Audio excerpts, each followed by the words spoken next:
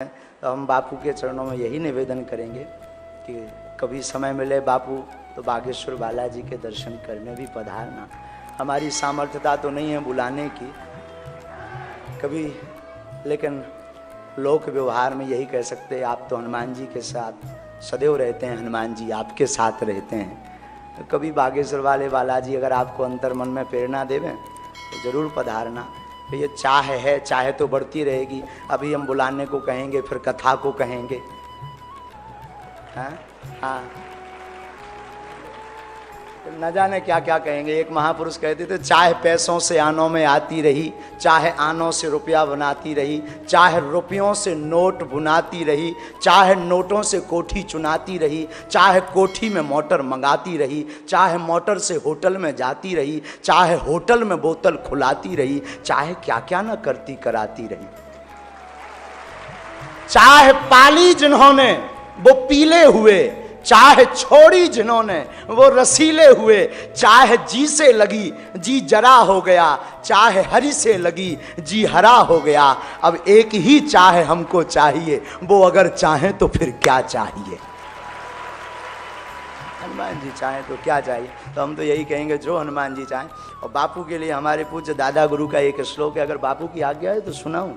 बापू आप चाय के बड़े प्रेमी हो, हमारे दादा गुरु भी बड़े प्रेमी थे, मिलती जुलती है। 40 चाय के पहले उनका श्री गणेश नहीं होता था। 40 से कम हो तो वो सोचते थे कि आज हड़ताल है।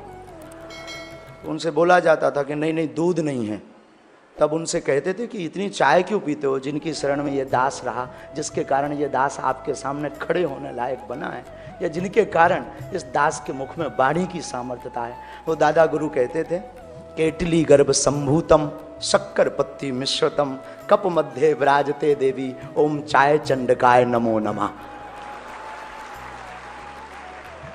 तो हमें खबर आई कि ऐसा हम गाड़ी में आ रहे तो पता नहीं कोई भीतर से कह रहा था कि बापू के पास जा रहे हो, ये श्लोक चढ़ा के आना अपनी तरफ से।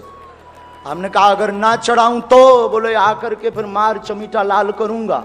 अरे हमने कहा सॉरी बाबा, मैं जाके ही बोलूंगा, माइक ना भी मिलेगा हम जबरदस्ती छीन लेंगे।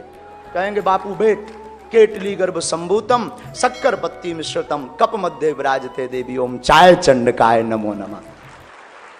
इसका मतलब ये भी है कि बापू कभी मौका मिलेगा तो हम चाय पिएंगे आपकी शीत प्रसादी के रूप में। हम प्रणाम करते हैं, ज़्यादा बहुत समय ले लिया, क्षमा मांगते हैं। जो भी वाणी से दास के द्वारा धृष्टता निश्चित है, मूर्ख आदमी है, पढ़े लिखे हैं नहीं, गांव के गवार हैं बापू, मूर्ख आदमी नालायक हैं, कौन पढ़े लिखे हैं।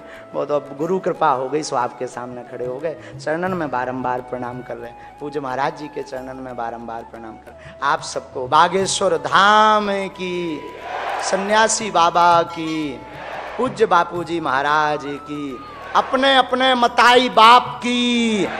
नमः पार्वती पते हर हर।